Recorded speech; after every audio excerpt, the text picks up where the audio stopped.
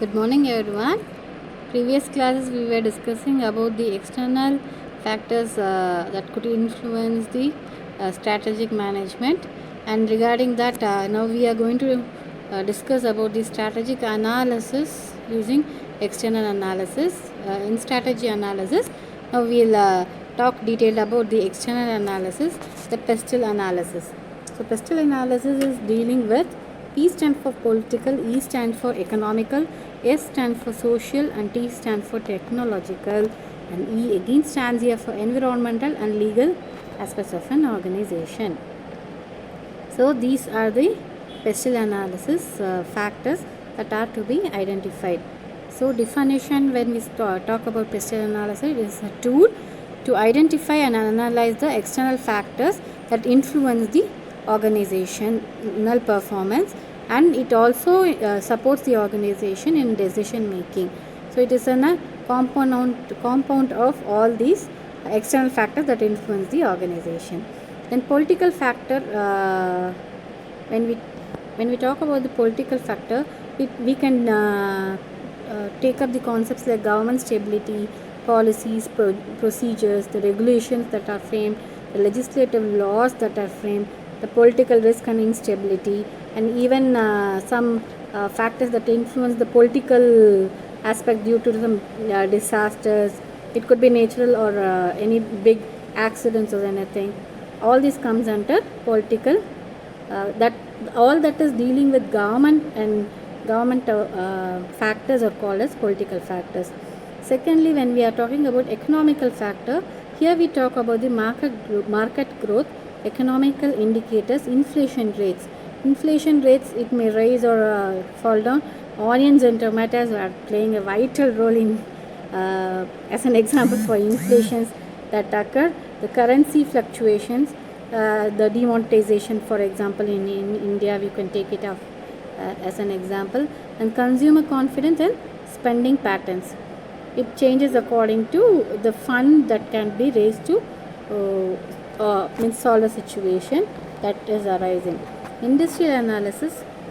In industrial analysis, you can talk about market structure, the competitive landscape, industrial concentration, then industrial dynamics, the strength, the weakness, the opportunities that occur in manufacturing units due to the change in technology, change in the supplier procurements. All these things comes under this. So the buyer power, the change in buyer power, the interest of your product may go down in some situation, then you have to boon it up with another new concept or new logic. For example, the pearl pet bottles, which were first introduced in India, were introduced by Pearl Pet, the plastic bottles. Later on, we have to be updated. Now what happens, we have to use only 3, 4 and 5 graded water bottles for as water bottles. The other bottles are use and throw, the 1 and 2 grade that plastics are. So all such changes, so buying power changes. Now what we people feel that even plastic is more harmful, and everybody is running towards copper bottles. Then some say that there are more amount of formation of fungal in that, you cannot wash it regularly. Now we are running towards steel water bottles, and it changes, the buyer power and the buyer interest changes. So threat of substitute, there is always a threat of substitute there. So plastic was first, initially we used to carry this what to say, like utensils with slings or something for drinking water, and even those matkas and kodam, what we call in Tamil, for traveling, and you will have a screw in the top. Tirigani sombal, they used to say. You will have a screw in the top, and it will be a very big pot, and beneath they will carry like this, and it used to be like that. Then later on, to transport water, we replaced it with plastic water bottle, then into metal water bottles. Now in the current trend, the metal water bottles are going in trend. Even the glass bottles were initially very much used in initial stages. Now again trend is repeating towards glass water bottles. So the threat of new entrants is a very big concept that is to be considered by an organization to sustain in the market. Social factors, we talk about the demographic trends and shift in culture, norms and values, life changes and consumer behaviors. When we talk about these social factors, the tea that you get from the corner shop is different from the tea or coffee that you get from a cafeteria. Why is that? Some people, out of their social show off, at least they go and have once at least in cafeteria. See, the taste. You can't say that is so different from this one. Only the flavors may be different. Coffee is coffee only, tea is tea only. So why is it? Why the people are spending so much in each and every thing? I don't know. The basic concept is to have a coffee, but people prefer for their social values, creating a cultural outstanding or something of that sort. So they run behind such cafeterias. Technological factor, when we talk about, first we could say a very good example. When we were when we were small children, people advised us not to watch more television. Technological advancement you could see here. Then the parents are also becoming technologically advanced, I feel. Then later on, now we ask children to not watch more mobiles. So it is becoming more digitalizing, automatic, and the trend is changing. But this is an example that you have to understand. But whereas in the case of industries, technological factor plays a vital role. When there is a technological change, now if you go and ask somebody to lift a heavy vehicle, heavy beam or something, nobody is going to be get ready to do it in an organization when there is an automatic crane. It is replaced by automatic crane. So spending so much of so much of manpower, time, money, and accidents could occur when they are lifting so heavy beams or something. So it is becoming more easier when you use a forklift or electronical cranes. So these are the technological factor that is to be adopted by big manufacturing industries. When we talk about the environmental factor, here you could see that the climate change in climatic environment, it is now, as we see global warming, it's so sunny and hot, and when climate change, the need of the product is also different. Then regulate, sustain initial and green practices. Green practices now, there are many places where they strictly prohibit plastics, usage of plastics, plastic water bottle, using through water bottle. Now again we could see replaced by this mud tumblers and other things than to a plastic thing. And now they use glass bottles in most of the juice corners, that to maintain a green practice in the environment. Natural disasters and environmental risk. When you talk about natural disaster, tsunami, even this our recent COVID is a very good example for nature disaster.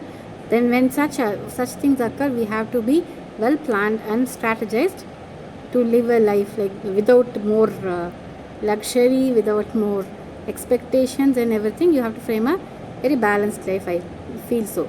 So in that case, when it comes to organizations and other places, it is to be planned very carefully, so that the product that are manufactured, it reaches the customer at the right time. So legal factors, we talk about the regulatory compliances, the standards in the IPRs, that what we call as intellectual property rights, employee laws, health, safety regulations. There are many concepts that now they are concentrating on safety regulations, which we are already discussed regarding the lifting of heavy beams and other things. So importance of pestle analysis, it is to identify the opportunity and threat that could occur from the external factors, and informing strategic so how we are going to manage that situation, taking up a right decision, and enhancing risk management preparedness. So you should be ready and pre-planned to face the situation before it occurs. So always planning brings perfection, it is true. Then application of pest analysis is strategic planning, and it is a forecast that if such situations occur, how are we going to manage the situation.